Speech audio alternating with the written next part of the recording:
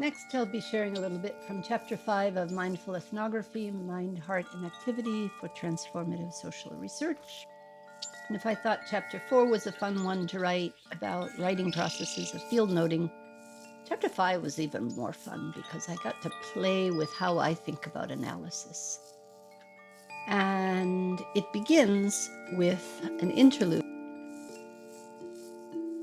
Before beginning the next chapter, pause. Breathe. Take in the white space on this page. Let it settle. And I hope you enjoy the music in the background that my son Andres Orellana composed. That maybe helps us a little bit to slow down, to let things settle. Music can help us step out of our logocentric brain and attune to other parts, other ways. So in this chapter on analysis, I begin by saying that suspending judgment or putting a pause between what we see and what we think about what we see is key for minimizing the unconscious imposition of one's own biases. This is the disposition that mindfulness practices help us to cultivate. I've discussed throughout the book many ways to hold our assumptions, values, beliefs, thoughts, and experiences in check, or at least hold them a little more lightly as we step into new field sites and then participate in those sites. Noticing and attending to these things, but continuously bringing ourselves back to sensorial details and embodied experiences rather than playing follow the leader to our thinking minds. But I acknowledge that all ethnographers are called on to eventually have something to say about what we've witnessed. Analysis is central to all research. Readers will expect us not just to describe what we see with rich detail, but to tell us something about what those practices mean. So analysis, we can't escape analysis when we're doing social science research, but we can approach it in different ways.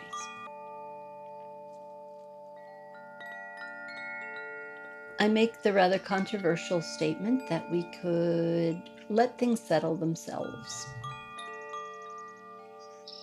I quote from the philosopher Tilopa, a card I have in my office that says, "No thought, no reflection, no analysis, no cultivation, no intention.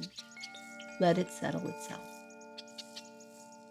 Readers may be unsettled by this idea. Like me, you may have relied on well-honed analytical capacities to achieve school success. I know that having interesting ideas about my field site makes me feel like a real ethnographer, or at least it may mask my feelings of incompetence even to myself. Using these experiences to spin theory makes me feel like a real scholar.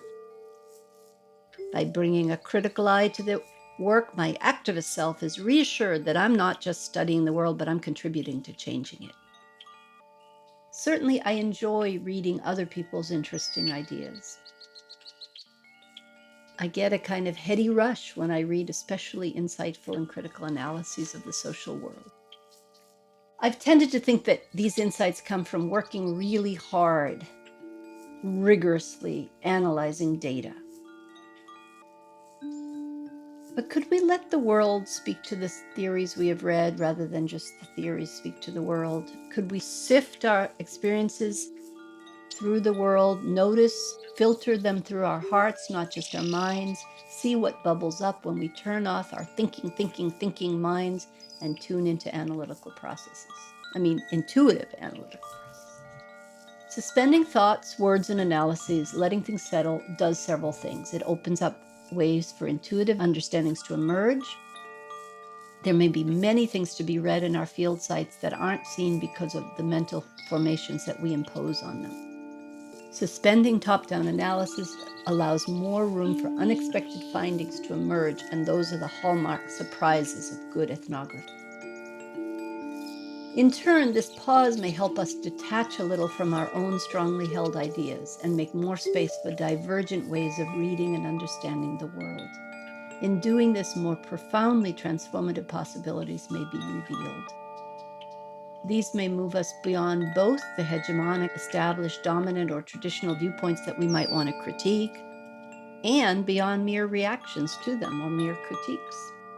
More profoundly transformative approaches may help us to reach past the many dualities in which we so often get ensnared. I realize it's hard to slow things down in a world where we feel the press to publish or perish. But we may be surprised at how much better our work can be, how much more easily it can flow when we don't try to make it happen. So this chapter goes on to suggest some ways that you can slow things down, listen and listen again, listen with your heart, hear in new ways, awaken unconscious analytical processes. I even suggest paying attention to your dreams. I suggest drawing, doodling, dancing, moving your body to make sense of your field work in some new ways. I suggest singing the harmonies of your data. And I quote from Robin Wall Kimmerer's beautiful book, Braiding Sweetgrass, when she talks about taking her students on a field expedition with their facts and figures and field notebooks, but also listening to them sing. She wrote, in the end, she wasn't her students' real teacher, the earth was. Quote, all we need as students is mindfulness. My job was just to lead them into presence and ready them to hear, unquote. So sitting with our data, we can lead ourselves into presence, readying ourselves to hear what is there to be heard in the world.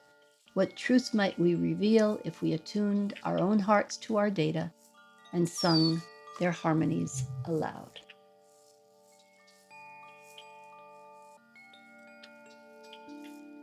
Okay, let's do a post-field analytical memo meditation. And this I'm suggesting for any day after spending some time in the field. I'm suggesting that you do a little meditation to center yourselves before going into the field, to attune the instrument of your being, to be ready to listen and hear and sense in new ways. And I'm suggesting a brief meditation at the end of every field day to let things settle, let the data settle itself, and to allow for more intuitive analytical processes to bubble up and begin the process long before you sit down to actually do the analysis. So try meditating after a long day in the field. Close your eyes, anchor yourself in your body, settle your mind. Sit quietly. By now you may have tried on a variety of meditation approaches, but just sit with your thoughts, with your feelings, and see what bubbles up. Let your thoughts move where they will. Notice them. Notice the chains of connections between them. What appears? What experiences, what events, conversations, images float through your mind? What are their connections? How does one thought lead you to another? As always, attend to their feeling tone, the emotions, what they bring up for you, how those feelings sit in your body. Don't analyze your thoughts. Notice them.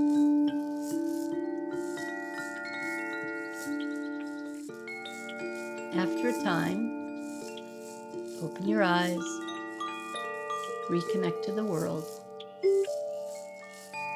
Pick up a pen or paper or your voice recorder and jot down some thoughts from this meditative chain of thoughts. This is a way in which your mind chatter may prove useful to your fieldwork because it may help you to attend to things that your unconscious mind took in that your conscious mind did not. If you do this at the end of every field day, just noticing what bubbles up, what's most salient to you, and what the feeling tone and emotions are that are connected with those events, you'll have your first start at analysis. Look into the feelings that most arise and ask yourself, what are your emotions trying to tell you?